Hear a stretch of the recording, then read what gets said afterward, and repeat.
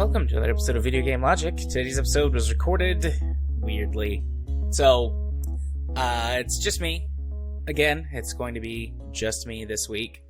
A number of things happened that put me in this position. Had a guest lined up, but due to some issues, a little bit of scheduling conflict, a little bit of stuff happening that prevented us from being able to get together. That fell through. And Rage, while he did receive his motherboard back in time to get his computer put together, when he reassembled it, the error persisted. So we're moving on to the next link in the chain. He is RMAing his CPU. In the meantime, so that we don't keep having to deal with this, Rage put off doing a couple of things, buying a couple things that he was going to instead get a laptop, which he has already ordered. And based on tracking information, it's estimated to arrive Monday. So, fingers crossed, it comes when it's supposed to, and it's not a dud. I would say that it's probably fine, but given the luck that he's been having over the past 6 or 8 weeks with technology, I'm gonna, cross my fingers and find a lucky rabbit's foot, or whatever. So today, due to everything that's been going on, and the lack of me having any Franken content as we burn through it all, you guys are getting a little bit of a solo show, and I'm going to talk through a couple of news topics that I found to be interesting, see where that leads. Perhaps talk about Mass Effect. I was hoping to save that conversation until I had beaten the trilogy. I'm close. I've beaten Mass Effect 1 and 2, and I'm at about the halfway point for Mass Effect 3. But I'd like to be able to compare all 3 games in their sort of complete states or completeness. And it would be good for me to have someone to bounce some stuff off of. So, unless I'm really pressed for time, I'm going to avoid talking about that any farther. As far as games have gone this past week for me, that's been it. That and some Battletech. But I would imagine you guys have heard enough of Battletech. So, without further ado, I suppose we'll move on to do the news. I went and did a scan over the past week or so of news. Various sources, had a couple of articles that struck my fancy, which you will find down in the show notes as usual. The first one is Toontown Online is being preserved in a massive, preservation effort. I don't know how many of you guys have played Toontown in the past. I did in the early 2000s. I believe Toontown came out in 2003 or 2004. Officially, it shut down in 2013. But pretty much immediately, private servers kept the game running ever since. And the largest Toontown server, which is Toontown Rewritten, put up an archive of never before seen Toontown history with their Toontown Preservation Project. As quoted in the article, Brad from the Toontown team, the Toontown Preservation Project is a mini site that archives the history of all things Toontown Online that can't be preserved in Toontown Rewritten alone. These assets were collected over the past several years and even include donations from a few of the people who worked on the original Toontown Online. So this is pretty neat. In the article, there's a YouTube video that I think this is just the trailer. Now that I start talking about that, yeah, it's just a trailer for Toontown. But you can find this. There's a link to the actual Toontown Preservation Project website, that you can just go through and look at it. So I don't know how old you guys were when this released, and if you played it or not. But Toontown's something that I played for quite a while when I was a kid. I remember playing in middle school, high school, 2003, 2004. Yeah, that would have been middle school for me. So dating myself, as I've done many times. Sitting in the computer lab playing Toontown instead of doing homework. And even in high school, honestly, sitting in the computer lab playing Toontown. I would stay for a lot of after-school stuff, part of the school computer club and a couple of other tech-related things. And, we would just fuck off and play video games. Toontown was one that we played on a regular basis, and we do other things like play Halo, set that up for LAN or whatever. But not a huge article, not a lot to really point to. Just like one of those things like, yes, I played this in my youth. And it's neat to see that how many people still love and care for this sort of thing. Games preservation is difficult. We've talked about that on the show multiple times before. Compatibility is often an issue. And then when it comes to things that do require servers, if you don't have the support from the devs, at least some of the devs, a lot of times it's very difficult, if not impossible, to backwards engineer putting together a server for these games. So glad to see that Disney hasn't shut this down and that it's still going strong. So I suppose if you wanted to play Toontown, you could. If you perhaps are listening and you have kids or nieces, nephews, young cousins, whatever, you could still introduce them to the magic of Toontown. The next news article for the night, No Man's Sky gains major graphical upgrade and Nvidia DLSS support. No Man's Sky is the game that just keeps on going. Jim in Discord posted something about this yesterday, 2 days ago. I don't remember exactly when he posted it, but the Prisms trailer and No Man's Sky just keeps going. So essentially, as far as I can tell or have seen, is that this update, which is 3.5, adds graphics, better graphics options and visual improvements, as well as trying to optimize existing features for performance, I assume. Reading through the patch notes, like quickly glancing through them, most of the stuff is centered around graphics updates. But still, it's very cool. After I finish my playthrough of Mass Effect 3, or the Mass Effect trilogy, rather, I think it's time for another run in No Man's Sky. Not sure if I'm going to continue with my current game that I've got going, my current Traveler, or if I'm going to start over again. I typically, when I dive back into games like this, start over just to get the new player experience again. But I really hope that this does improve graphical performance. I've always had issues with No Man's Sky. I mean, it runs decent enough, I guess. But, for the hardware that I have, I do expect to be able to get at least a smooth 60 out of it most of the time. And very often that's difficult to do. But looking at the trailers that they've got up for it, it does look much, much nicer.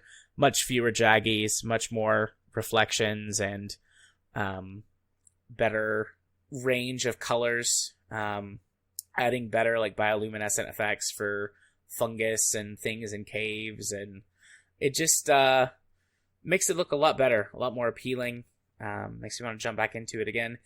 And I think that this is this is just an update, so again, continues to be quote unquote free. Feels weird to say that, a game doing a free update, but plenty of games do not, as we know. No Man's Sky has consistently provided free content updates over its 4-year history. Yeah, 4-year history. I'm actually going to go look right now. Oh, hey, I've still got it installed. I didn't realize I had it installed still. It's got an update queued. Yeah, it's about a year and a half ago the last time I played. But I'm going to look at the store page. Yeah, there's no DLC or no paid DLC for it. Every update they've ever had has been free. Another Mass Effect, another Mass Effect thing, but also a No Man's Sky thing, is that they added the Normandy, the SSV Normandy, which is the ship from Mass Effect, as a frigate to the game. I'm not sure if you can acquire it. It was posted on like their main news on the Steam store page. Apparently this is an Easter egg, though, that players were able to find after completing sort of quest line thing. I'm not, I think this is all content that's been added since the last time I played, because they're talking about it being the second expedition. So definitely need to get back into that, or have Jim correct me either on Discord or on Twitter. But yeah, I think I'm feeling another Mass Effect, another No Man's Sky run coming soon.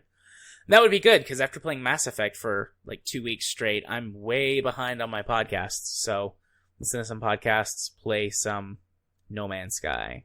Next on the topic list for today, Devolver Digital's new game has been banned in Australia. So Devolver Digital released Sludge Life, which I've seen for free in a couple places. I'm not sure if that was a promotion or it might have been Game Pass or the Epics. I don't know. I've seen it free somewhere. But Sludge Life, let me just read this, the boilerplate here. Traverse the corporately branded landscape, link up with other taggers, and steal junk and hearts along the way. Will you become the king of the island and tag every open inch, infiltrate sludge-pumping corporation Glug, or just take it all down in flames with you? Experience the thrills of vandalism from the safety of your computer. Curiosity and free will are your only motivators. Roll as you please through a tiny open world. Find and download apps to your laptop and waste your life away playing a game within a game. There's a couple other things here. Most notably, there's a dedicated fart button. And a cat with 2 buttholes. So, Sludge Life there. Anyways, this game has been banned in Australia. Not technically banned, but it's been refused classification, which means that if a game doesn't get classified, it can't be sold. So, effectively, it is banned. Currently, not sure why, like the very specific reason for why it hasn't or has refused to rate it. The belief is that there are drugs within the game, which typically results in an automatic refusal to rate. For example, Disco Elysium Final Cut, which was the sort of updated version for consoles that I think had full voice acting or something like that, was refused classification for the same reason. At least initially. It was later it later did get classified rather as an 18 plus, which is, adults only. They're sort of a rating for adults only. I just find this interesting, endlessly fascinating how all other countries tend to rate or not rate things compared to what I'm used to here in the States. Boobies is probably all it takes to not be rated in America. We don't give a shit about drugs or violence or language, but sex, like honest to God sex, no siree, we can't do that. And while not perfect, Australia is one of the better countries for protection or consumer rights as it relates to digital goods. Devolver Digital tends to thrive on this sort of thing. They tend to really do well when it comes to controversy. They sort of revel in it. I'm not sure if anyone listening has watched their last 3 E3 presentations. Last year, obviously, E3 was canceled, but they still released their presentation as sort of a standalone thing. And the 2 years before, Devolver Digital had the very weird shows that the first one I didn't really get. The second one I did a little bit better, but still the fact that they're doing things different and interesting is interesting. So hopefully Devolver Digital is doing well, coming out on the other side of this thing. I suspect that they are. Finally, got sort of a bevy of articles related to PlayStation stuff. They all kind of, in my mind, link together. The first one I'm going to start with is Sony Studio boss says that it's not to expect PS5 exclusives to hit PC at launch. I think this is interesting. Obviously, our show is relatively PC-centric. We have dabbled in other consoles, but primarily we play on PC, and I know I have said that I was very excited to see a lot of Sony titles coming to PC because of Microsoft pretty much releasing all of their stuff at the same time everywhere. And with Game Pass, meaning that a lot of Xbox titles you're able to play on PC at release at no sort of extra cost beyond your monthly subscription fee. We have felt like this is a place where Sony is getting their asses kicked. And then they start bringing their exclusives to PC, which, one, looks good for them, makes me excited, means that if I want to play these games instead of buying a used PS3 or 4 or 5, at some point, and used games, so Sony's not getting any of my money, they would get at least some of my money by releasing them on PC platforms. And Steam has been the most popular. but obviously Epic, GOG, they could even create their own Steam or their own PC launcher or store or whatever to buy these games from. I wouldn't be surprised if they did that, honestly, but it's an option to them. And it strikes me as odd and short-sighted that they're not willing to do this, not willing to put their games on PC at the same time. I understand from the exclusive standpoint of like, oh, we don't want people who are going to buy our console to shy away. So I understand if you want to hold things back a little bit.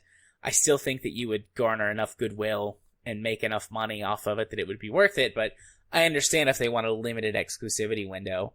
But, you know, years and years after the fact it just seems so... The phrase leaving money on the table comes to mind. I'm not going to rush out and buy every franchise brand new from them, but titles like Gran Turismo 7, any of the Gran Turismo series. Sorry, I said 7 specifically because another one of the articles I've got queued up here, but the Gran Turismo series, God of War, Horizon Zero Dawn, these are all games that I would be willing to buy brand new at release on PC if they would just release them. Or relatively soon, 1 month, 2 month, even 1 quarter exclusivity to Sony's consoles. But that's close enough to be sort of a part of the conversation that I would be willing to buy them, at launch. But with the way that they're doing it, while I'm still not likely to go the used PS4, PS5, whatever route, I'm just going to wait. I've already waited for a year or more for your games. I'm just going to wait until they go on a really, really deep discount and pay $5 for it instead of, 40, 50, 60 bucks at launch when it's new and exciting. I'm sure there are other PlayStation exclusives that people would be willing to do that for as well. Uncharted comes to mind. Probably the biggest one that comes to mind, but I mean, PlayStation are juggernauts, in the gaming space. Sony is a juggernaut. So I'm sure there are lots of franchises that possibly I'm not as interested in or not aware of that others would be ready to jump on immediately on PC. So it just feels extremely short-sighted to me, sort of a cut your nose off to spite your face kind of thing. But we'll see. They're certainly starting to lean in that direction a little bit more. But speaking of exclusivity in Gran Turismo 7 and God of War, tying into this, the God of War sequel and Gran Turismo 7 are going to be coming to PS4 as well as PS5. And the reason I think these are super linked, besides just the Sony thing, is that Sony knows that they have such a huge player base on PS4 that hasn't gone to PS5, and they have such a need to want to shift copies of these games. They're going to be developing, they're not saying this, but let's be real here, they're going to be developing inferior versions of these games to run on the previous hardware, the previous generation of hardware, because they need the sales. And so it strikes me as it would be a good business sense or a good business move for them to make these available on PC as well. Again, if they really want some exclusivity, then having a short timed exclusivity window and then releasing them on PC. An interview with, let's see, one moment while I find this here. There's a quote. Okay, PlayStation Studios' Herman Holst did an interview related to these things. Obviously some back and forth, some questions, but he come out towards the end of it saying, you can't build a community over 110 million PS4 owners and then just walk away from it, right? I think that'd be bad news for fans of PS4 and frankly not very good business. And yeah, absolutely. It's not good business to leave those guys hanging out in the dark. It would be good business to make more PS5s available to people. Granted, some of those manufacturing constraints there's nothing they can do about due to massive shortages in global silicon supply as a result of COVID and other factors. I understand that being a limitation. But instead of just releasing it on PS4, what would be good business sense? Put it on PC. I would buy Gran Turismo 7 on PC at launch, 100%. I love Gran Turismo. I've talked endlessly about Forza. I love racing sims, and while I know that Gran Turismo is not the simmiest of racing sims. It's up there with them that exist in sort of a more mainstream market. So I would be very interested in Gran Turismo 7 on PC, because let's just be real here. It would run better. It would look better. It would run smoother if they were willing to put in the time to do it. So with that brings us to sort of a conclusion on those news articles. This is Future Jared cutting in with something that I saw as I was getting ready to do the edit on this. And I just had to laugh and share. Cyberpunk 2077 will, quote, live up to what we promised, end quote, CD Projekt boss says. I don't know. I hope so. I hope that they fix it. I hope that people enjoy it. But I just can't help but laugh at such a game that was so fucked up at launch and fucked up for months after the fact, that they're still leaning on these promises, still making these hollow promises. Do something, actually fix it, and then say, look, we fixed it, we did it, and apologize and give people their money back, or at least some of their money back, for releasing a broken product, a non-functioning product into the world. CD Projekt, do that. Then I won't laugh at you and roll my eyes at you. But for the sake of the people who wanted the game, who were interested in the game and bought it, I want it to be good for them. I hope that they have enjoyed their time so far. I mean, if you want a really in-depth conversation about that, I guess go back a few months when we had Phil as a third wheel on the show to talk about his experience with Cyberpunk 2077 on PC. But I mean, this just feels like trying to generate some hype. This article, or this interview rather, seems to have been done right around the time that CD Projekt was doing an earnings meeting. Let's see, yeah, with investors. So this seems like something they were just trying to saying, or they were just saying to try to build some hype, boost the numbers when they were doing their review. And then it'll dip off again as the hype fades. So, I hope that they put together a good game. I really want them to, for everyone involved, but I just don't have any faith. I just don't have any faith in any AAA developers at this point, I don't think.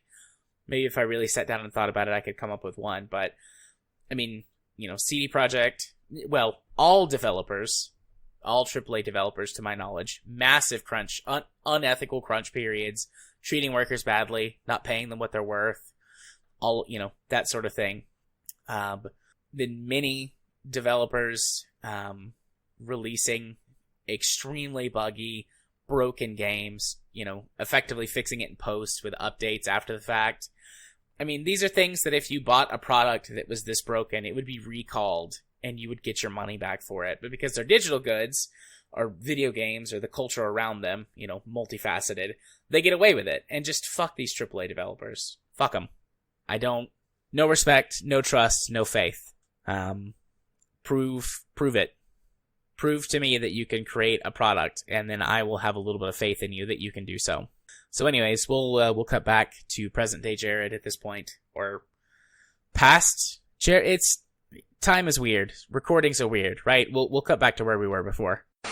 So yeah, I think that wraps up the show for this week. Looking at my recording time, after the editing process, this should probably cut down to about 25 to 30 minutes. And I'm happy with that. That's good enough for a little solo recording. I hope you guys enjoy this week.